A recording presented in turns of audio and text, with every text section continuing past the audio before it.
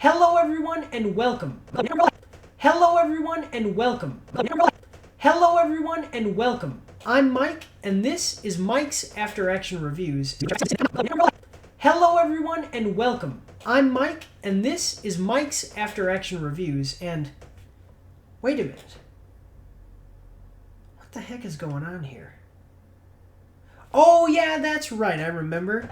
Today we're doing the Rapid Action Review for Returnal, published by Sony Interactive and developed by House Marquee.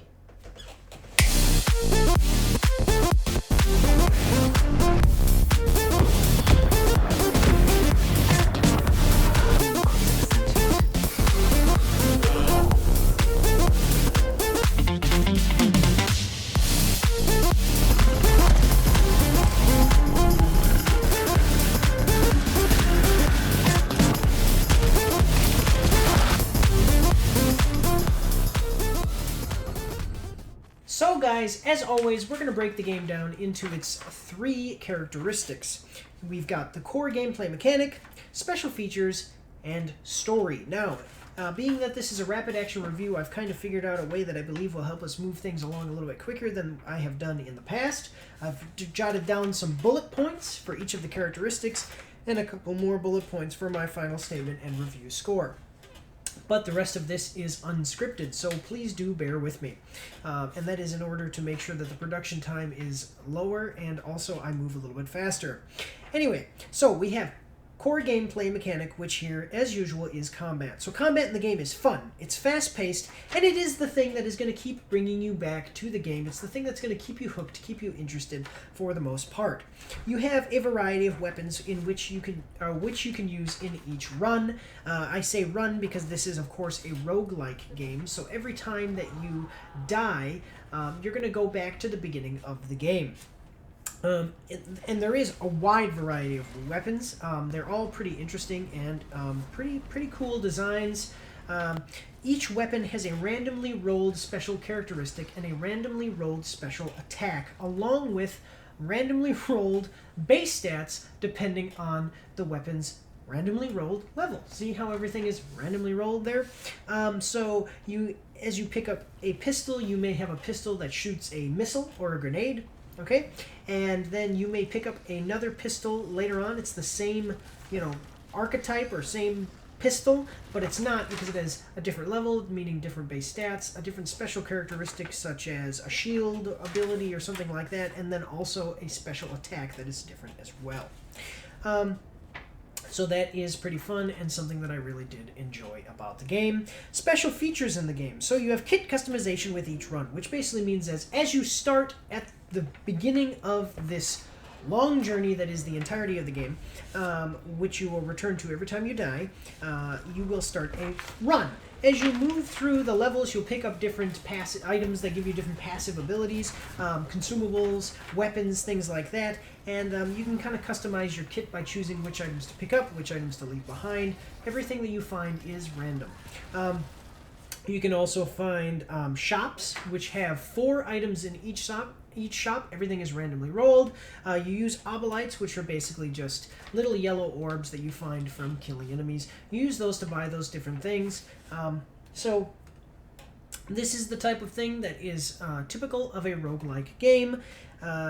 You have the adrenaline-powered buffs. So this is something interesting I thought was pretty unique about this particular roguelike, this particular game in general, is that as you kill enemies, you fill up a meter, and once the meter fills, the first time you are adrenaline level 1, and then it continues to level 2, 3, 4, and 5. Each level gives you different buffs as you progress through the levels. Each of those are randomly rolled, such as enhanced vision, which allows you to see enemies through objects. You don't actually see the enemy, you see like a marker of the enemy through objects. Increased melee attack, reduced cooldowns, things like that.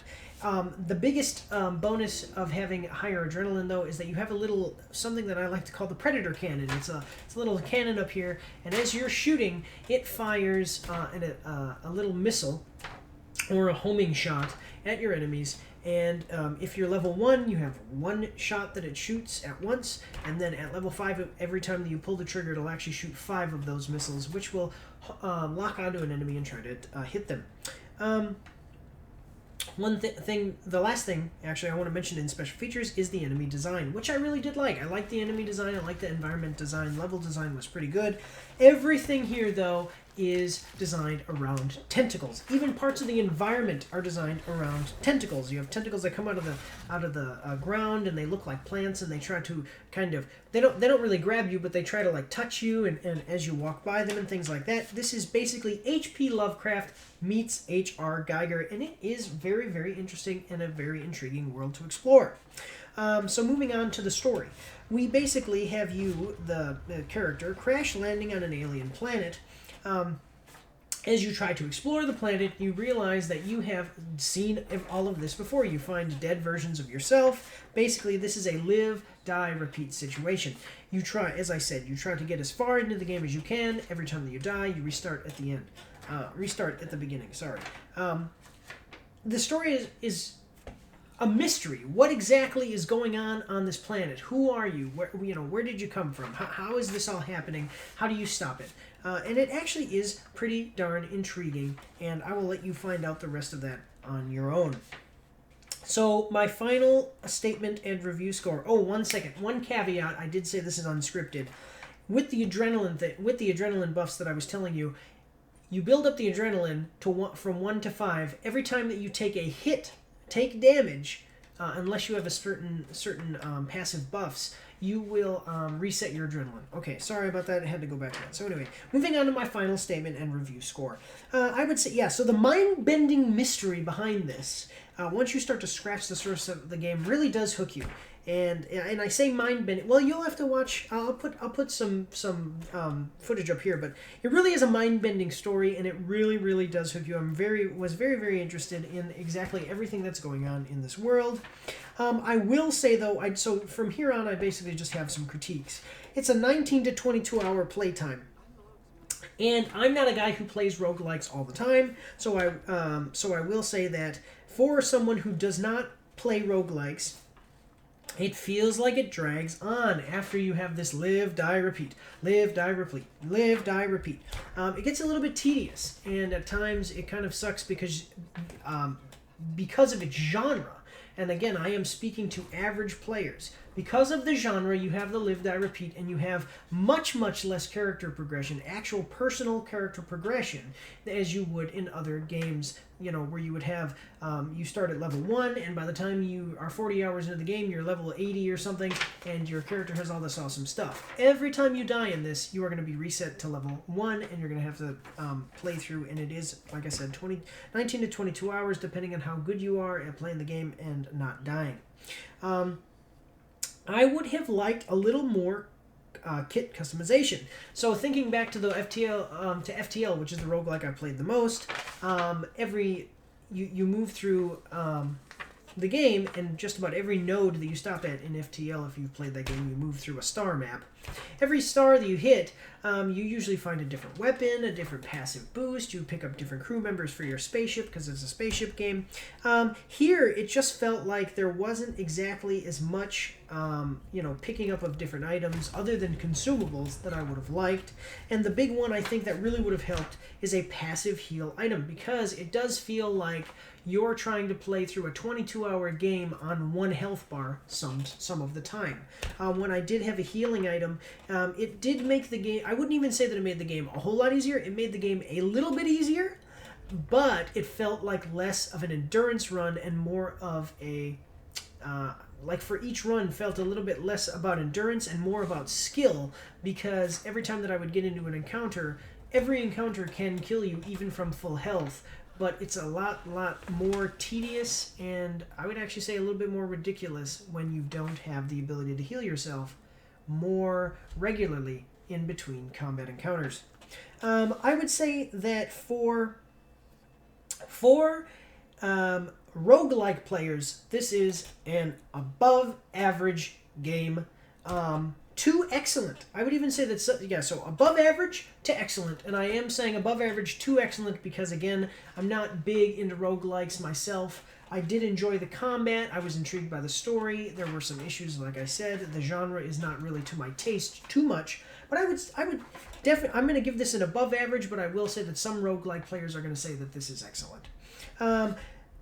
For the average player who plays many genres, maybe, is not hardcore roguelike player, I would say that this is probably an average to below average game, depending on how into roguelikes you are and how much you like games with a grind, because this game is very grindy. Again, I said, no character progression. Every time that you die, you start back at block 1 and grind your way back to where you were before. So I can see where some players might think that this gets quite tedious. So there's my review score, though. Above average game. I hope that you liked this. I know that I'm very late in getting this one out, but I have been very, very busy, and I've stopped streaming for a while to get out all of the reviews that I am late on.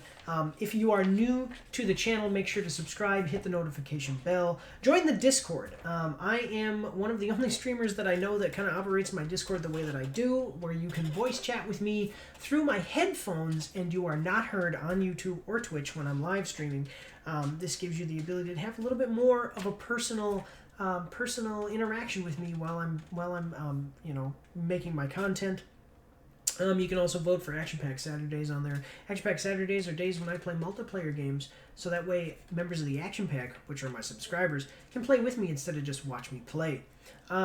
Definitely, guys, go check this one out if you're into roguelikes. I do appreciate all of your support. Thank you for watching one last time and supporting the channel. And one last thing. Other than Facebook, Instagram, check me out there. Right now, as I'm making this video, I have 240 subscribers. I need 10 more, and I'm going to do a cash giveaway of $125. So make sure to be leaving likes, comments on my videos. Subscribe, like I said, if you're new, and also share my videos on social media. I pay for advertising across multiple platforms. No advertising that I pay for would ever be as good as you, my viewers, and my Action Pack members sharing my videos and recommending them to your friends on social media. And help me get to 250 so I can do a cash giveaway of $125. As I was saying, guys, thank you all very much for watching and supporting the channel. God bless you all, and have a good day. We'll be right back.